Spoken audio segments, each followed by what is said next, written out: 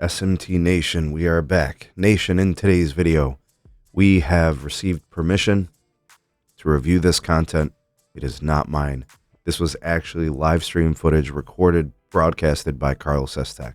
I'll be sure to provide a link in the description so you guys can check out clips or all of the live stream that he did independently testing the three major networks at the F1 racing event in Vegas. All right, this is a big event for T-Mobile. They are the host. They are the sponsor. It's their media moment to shine, right? It's their event. In fact, it's so much their event that media members, marketing teams, advertising teams for the other providers are not allowed here to do their thing, right? To showcase and show off for their respective brands and companies. T-Mobile is exclusive to this event. So you're not going to see media coverage for Verizon. You're not going to see advertising for AT&T. Now, they obviously are allowed to build their networks to meet the capacity demands of the usage there, right? So all carriers can do that. But the media part of this is going to be centered around T-Mobile. They've paid the cost. It's in their agreements, most likely. The other guys just can't be there doing the same things. So what does this mean for everything, right? Well, I've been following the CTO of T-Mobile promoting, right, creating the advertising narrative of how great the network is for F1, right? They're the host, they're the sponsor, and all those things. And it may be great, that may be true, but we don't care. We like to see the testing for ourselves. Now John Saw, promoted, how great and astonishing and amazing the T-Mobile network was. And of course, he comparatively tried to downplay whatever AT&T and Verizon were doing, right? And they showed like the open signal testing and all that. But what we're seeing is we're not seeing consistency. The actual real world testing from the independent tester Carlos Estech over on YouTube showed us a different story, right? We look at some speed testing here, AT&T on the left, Verizon in the middle, and T-Mobile on the right. T-Mobile had the least capacity available for their customers. And the ironic thing to that is it's your event. You have to be the most prepared. You should be the best there. There really should not be an exception. So that would mean that T-Mobile obviously should be deploying several temporary solutions within the most high traffic areas. They should be leveraging the best technologies like mmWave, high frequency, high bandwidth solutions. And they just didn't do it. So I don't need to sugarcoat it. We're just going to call a spade.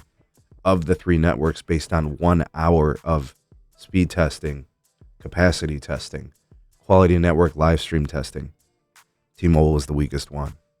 Now, the ironic part to that is the fact that they're the host, they're the sponsor. You can't be last place at your event. That is just completely unacceptable. And I'm not saying that the network wasn't usable. I'm sure it was. There were a couple of moments where things got kind of hairy. Once you get under 100 megabits per second on a serving cell in an event like this, where you could see surges and spikes in data throughput at any given moment, at any given location, you just have to be ready for that. So you really can't get down that low, right? You've got point of sales, which don't take a lot of data, but you've got video that's being consumed, recorded, shared, uploaded. There's that part of the high data demands. And based on what Carlos was observing, he didn't really see much of the millimeter wave solutions. He didn't see much of the high bandwidth solutions addressing these types of things. He did see it from AT&T, and he did see it more so from Verizon. And that became pretty clear in the results. I think what T-Mobile is trying to do, and by the way, we have permission from Carlos Estech to share this footage. In fact, I want you guys to go to his video and watch it for yourself as he tested the networks. He even used the open signal application, right? Because they said that AT&T and Verizon had less than 25% 5G availability, which is ridiculous, right? Verizon had several millimeter wave nodes, permanent solutions in this vicinity. So that is just not true. And putting it to the test, he kind of, learned what they did to make the networks, hold up and what they were leveraging. Which takes me to this point. You can't be last place at your event. That is just completely unacceptable. Like, it's like, when Verizon, they host like the NFL games, they're going to be the best network at those stadiums. That's their job. That's what they were paid to do. That's what they have done with their partnership with the NFL. T-Mobile just has to do better. Like 64 down and 6 up. That amount of uplink is just not going to get the job done.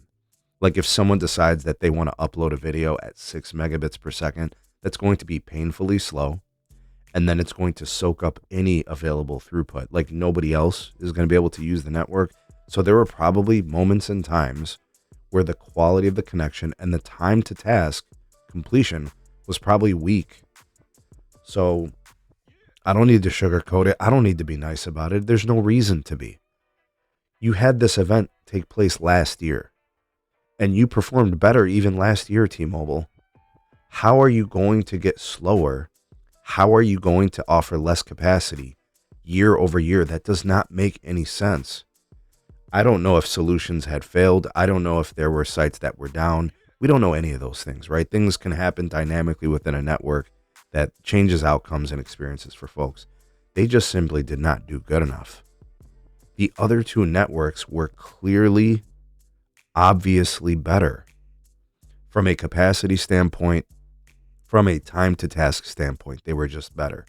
So any folks who were on the T-Mobile network that were trying to live stream were having trouble.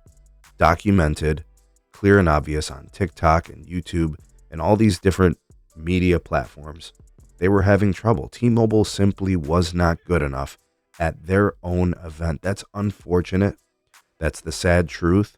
It's disappointing, in my opinion, because you were looking to see them shine. This was their opportunity to do that. And the fact that year over year, their network performed worse or had less capacity, it's kind of crazy. And when I asked Carlos Estech to reflect on this, he made it very, very clear to me. He said it got to a point during certain portions of his testing where he had doubts that it was going to hold up long term throughout the day or throughout the evening. And it showed in the testing. It got really, really close to bottoming out because they were cutting it very, very close, right to the edge. You just can't do that. You need abundance. You need extra. You need headroom. You need wiggle room in case something doesn't work right. And they just simply weren't ready. And I'm not sure why they didn't leverage millimeter wave more. I'm not sure why they didn't leverage higher capacity CRAN solutions. I don't know. I'm not sure why they haven't invested in more permanent solutions in Vegas, where they have a sizable market share and they host the F1 every year. And these kind of events grow. They don't get smaller year over year. And like I said, Carlos said T-Mobile did better last year than they did this year. And that's kind of disappointing. So I don't work for these carriers. I don't care who does better. I'm just here to call a spade a spade. I'm just here to say, here's what the independent testers are seeing. Here's what third parties are saying. We can put all the information together. All I know is that the consumer wins when these carriers are at each other's necks, going for whatever self-proclaimed title. But you can't lie. You're always going to be exposed. Unfortunately, I think T-Mobile's got pie on their face on this one. Their event, they performed the worst, and it really wasn't even close. And I think the unfortunate thing is if they continue to go in this trajectory, who's to say they're going to hold up at F1 next year? Based on the trend, this is a bad look for T-Mobile. Check out more of this live stream in this video from Carlos Estech. He really did a nice job spending an hour of his time and all those devices and all these plans that he obviously finances himself as an independent tester. Check it out. I'll link it. It'll be in the description. What's our takeaway here? I don't think T-Mobile was good enough. I don't think this is a good direction that they're moving in. They just need to do better. This is their event.